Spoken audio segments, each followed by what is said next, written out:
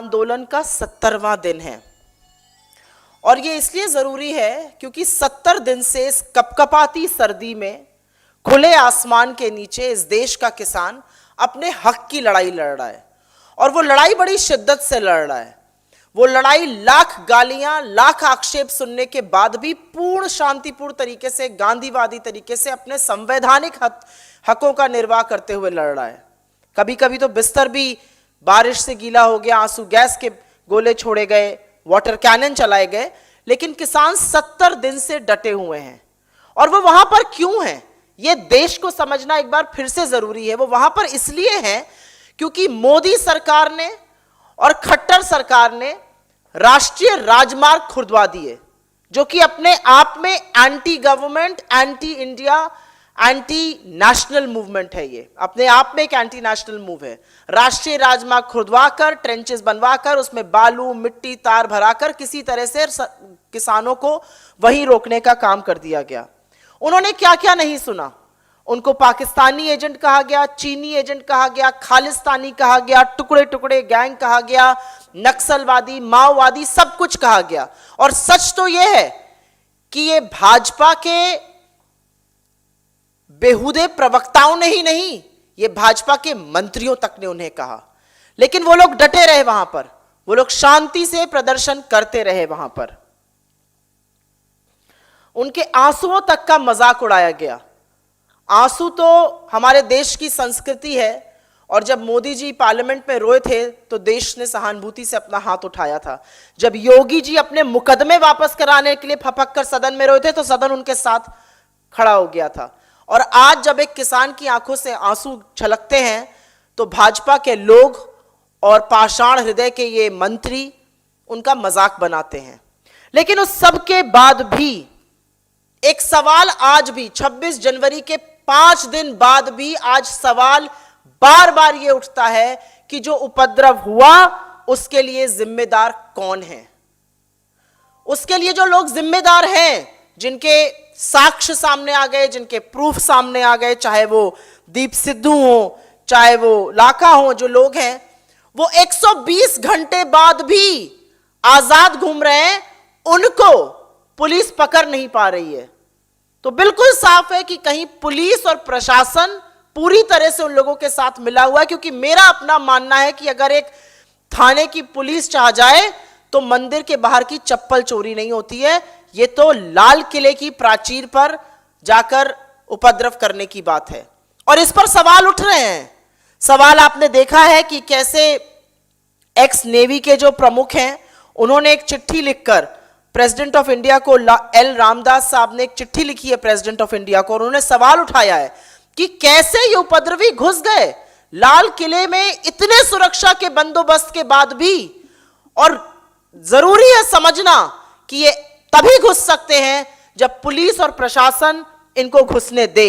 ये सवाल रहेगा कि ये साजिश किसकी थी रची हुई कि किसानों को बदनाम किया जाए और इन लोगों को लाल किले पर पहुंचकर उपद्रव मचाने दिया जाए। और हां, जो लोग हमसे बेतुके सवाल करते हैं उनका मैं जवाब जरूर दूंगी।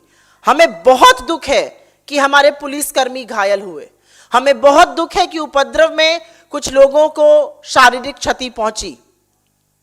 लेकिन हम ये भी पूछते हैं कि आखिर किसके इशारे पर, किसके चलते इन पुलिस कर्मियों को एक फॉर्डर ऑफ द कैनन जिसको कहते हैं, जोखिम के मुंह में डालना आखिर किसके कहने पर हुआ? क्या हमारे देश के सुरक्षा कर्मी राजनीतिक प्रतिद्वंदियों से निपटने के लिए एक चारा मात्र बन जाएंगे? ये सवाल हम जरूर उठाएंगे और ये सवाल उठाना जरूरी है। हमारी पूरी सहानुभूति उन पुलिसकर्मियों के साथ है जो घायल हुए, जो आज अस्पताल में है। लेकिन उनके साथ ऐसा क्यों हुआ? और मैं एक बात, बहुत बड़ी बात कहूंगी, वो क्यों निहत्थे थे? बार बार ऐसा होता है, गलवान में हमारे सैनिक निहत्थे थे, वो क्यों निहत्थे थे? यहां पर वो क्यों निहत्थे थे और किसके इशारे पर यह सब हुआ, यह जरूर पूछा जाएगा। तो जब सरकार ही षड्यंत्रकारी बन जाती है और सरकार षड्यंत्रकारी और सरकार की जो दूरी है उसको मिटा देती है और जो सच दिखाते हैं उसके पीछे पड़ जाती है, जो सच दिखाते हैं उनका दमन करती है, तो हम न्याय की उम्मीद किससे करें? आप देखिए क्या हुआ है। एक यंग पत्रकार, और मैं जरूर एक कभी और भी इसके एग्जाम्पल्स दूंगी। एक यंग पत्रकार सच दिखाता है, वो सच दिखाता है, वो किसान भी है, किसान का बेटा भी है, वो सच दिखाने के लिए रिपोर्टिंग करता है, और क्योंकि वो भाजपा के गुंडों का पर्दाफाश करता है वहां पर रहकर, उसको पुलिस आकर उठा ले जाती है। पुलिस आकर उठा ले जाती है उसकी पत्नी को। कल शाम की गिरफ्तारी के बाद आज सुबह 10 बजे तक एफआईआर की कॉपी नहीं दी जाती है। और आज सुनिए अब षड्यंत्र, आज आयोग कहता है 2 बजे उसकी पेशी होगी, उसका डिफेंस लॉयर वहां पहुंचता नहीं है, बचाव पक्ष का वकील वहां पहुंचता नहीं है, और उसको कोर्ट में पेश कर दिया जाता है, उसको जेल भेज देता है कोर्ट। यह कैसा षड्यंत्र है? क्या सच दिखाने की, क्या सच बोलने की इस देश में इतनी बड़ी कीमत चुकानी पड़ेगी? यह किस तरह का दमन है? यह किस तरह का प्रेशर सरकार डालना चाह रही है? और यह सिर्फ छोटे पत्रकारों पर और सच दिखाने वाले पत्रकारों पर नहीं है। आपको पता है कि कैसे इसी सरकार ने, और मुझे बिल्कुल भी अचंभा नहीं है, बिल्कुल भी हतप्रभ नहीं है कि कैसे यह बर्बरता योगी आदित्यनाथ की सरकार की चौखट से ही शुरू होनी थी।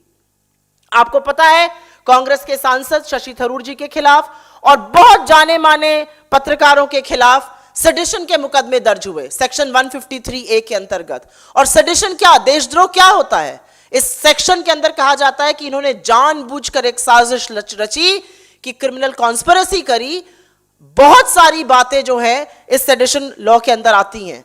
उसमें मृणाल पांडे हैं, उसमें राजदीप सारदेसाई हैं, जफर आगा हैं, अनंतनाथ हैं, विनोद होजे हैं, राकेश नाथ हैं, ऐसे बहुत सारे लोग हैं।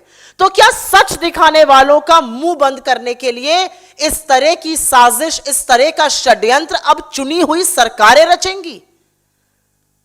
और मैं पूरी आशा और पूरा विश्वास कहती हूं कि अगर आप इनके इशारों पे नाचते रहिए, अगर आप इनके मुखपत्र बन जाइए, अगर आप इनकी आरती उतारिए, इनका चरण वंदन करिए, तो आप देश के निर्भीक और निडर पत्रकारों में गिने जाते हैं। तो क्या हुआ कि देश की राष्ट्रीय सुरक्षा के जो बड़े बड़े सीक्रेट्स होते हैं, जो बड़े बड़े राज होते हैं, वो व्हाट्सएप पे लीक होकर चलते हैं। लेकिन आप चरण वंदन करिए तो आप बहुत बड़े पत्रकार बोले जाते हैं, और जो सच दिखाता है उसके खिलाफ मुकदमे, उसके खिलाफ देशद्रोह की साजिश रची जाती है। मतलब ये कौन सा लोकतंत्र है? और क्या इस लोकतंत्र की परिकल्पना करी गई थी? और मैं एक बात जरूर कहूंगी, उत्तर प्रदेश के कुछ मामले आपके सामने लाने जरूरी हैं। आपको याद ही होगा, और हम सबके एक जमाने में रूह कांप गई थी जब यह हुआ था। पवन जायसवाल नाम का एक युवक था, उसने सच दिखाया कि कैसे मिर्जापुर में नमक रोटी खिला रहे थे बच्चों को, उसको जेल में डाल दिया गया। ट्वीट करने वाले प्रशांत कनौजिया को जेल में डाल दिया गया। एक बच्ची कैसे देवरिया के जिला अस्पताल में कोविड के दौरान पोछा लगवाया जा रहा था, अपनी मां के साथ भर्ती थी, संतोष जायसवाल को जेल में डाल दिया गया। सुप्रिया शर्मा ने दिखाया कि कैसे बनारस में प्रधानमंत्री जी के संसदीय क्षेत्र में गांवों में क्या संरचना हो रही है, किस तरह की बर्बरता है, उनके खिलाफ मुकदमा दर्ज हो जाता है। सिद्दीक कंपर को अभी भी बेल नहीं मिली है, मुनव्वर फारूकी को अभी भी बेल नहीं मिली है। और कल, और यह बात जानबूझकर योगी सरकार करती है क्योंकि सत्य दिखाने वालों के खिलाफ वो खड़ी रहती है। कल वायर ने एक स्टोरी करी थी कि कैसे जिस किसान की मौत हुई थी आईटीओ पर, उनके पिताजी को कोट करते हुए एक स्टोरी करी थी। उन्होंने कहा कि ऑटोप्सी करते हुए डॉक्टर ने कुछ संशय दिखाया और उन्होंने कुछ बुलेट की बात करी। उस स्टोरी को लिखने के लिए सिद्धार्थ वरदराजन पर एक सेडिशन चार्ज लग जाता है। यह सिर्फ पत्रकारों के खिलाफ नहीं है, यह उन लोगों के खिलाफ है जिनके लिए और जिनका सच पत्रकार दिखाते हैं। तो कहीं पर एक सभ्य समाज को और कहीं पर हम सबको सोचना होगा कि आजाद हिंदुस्तान है, क्या आजादी के वाकई में 74 साल निकल चुके हैं? क्योंकि कभी कभी जब सोकर उठती हूं आजकल तो लगता है हम ब्रिटिश हुकूमत से भी बदतर हो गए। लाला लाजपत राय ने 1908 में केसरी में एक आर्टिकल लिखा था, miss Fortune of the country, उसके खिलाफ उनको सेडिशन चार्ज फेस करना पड़ा था। आज वही असलियत पत्रकारों की है, क्योंकि किसानों की असलियत, किसानों का सच, किसानों का दर्द, किसानों की परेशानी जो दिखाएगा वो इस सरकार के हत्थे चढ़ जाएगा। उसके खिलाफ हर तरह के मुकदमे, हर तरह का देशद्रोह, हर तरह की बातें होंगी। और आप इनकी बातें करिए, इनका पक्ष दिखाइए, इनके साथ उपद्रव मिलकर करिए, तो आपको 120 घंटे तक पकड़ा नहीं जाएगा। मुझे लगता है लोकतंत्र को जिस तरह से ये सरकार केंद्र में और इनकी सरकारें जहां पर भी हैं, और मैं सूबे की बात करूंगी उत्तर प्रदेश की, जिस तरह से लोकतंत्र को खोखला किया जा रहा है, जिस तरह से संस्थाओं का दमन किया जा रहा है, जिस तरह से निर्भीक पत्रकारों पर अटैक किया जा रहा है, वो वाकई बहुत चिंतनीय है।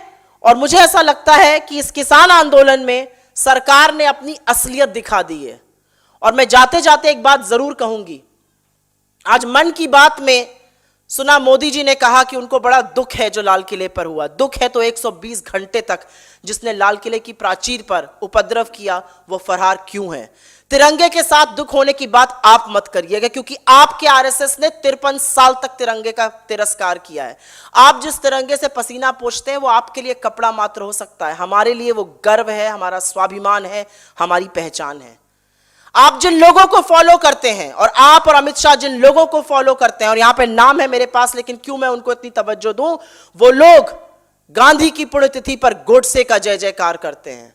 तो राष्ट्रवादी बनकर पूरे देश को देशद्रोही मत घोषित कर दीजिए। एक बात याद रखिएगा, जो आपने किया है किसानों के साथ वो अब पूरा देश समझ गया है, और अब किसान अकेले नहीं है इस आंदोलन में, पूरा देश उनके साथ खड़ा हुआ है। आप एक पत्रकार को गिरफ्तार करिएगा, 10 और खड़े होंगे सच दिखाने के लिए। धन्यवाद। मिलत टाइम्स को आपकी जरूरत है, हमारी आप माली मदद करें। हर महीने सिर्फ 100 रुपये और 1 साल के लिए एक साथ सिर्फ 1000 रुपये। रकम भेजने के लिए यहाँ दिए गए फोन पे, गूगल पे और पेटीएम नंबर का इस्तेमाल कर सकते हैं।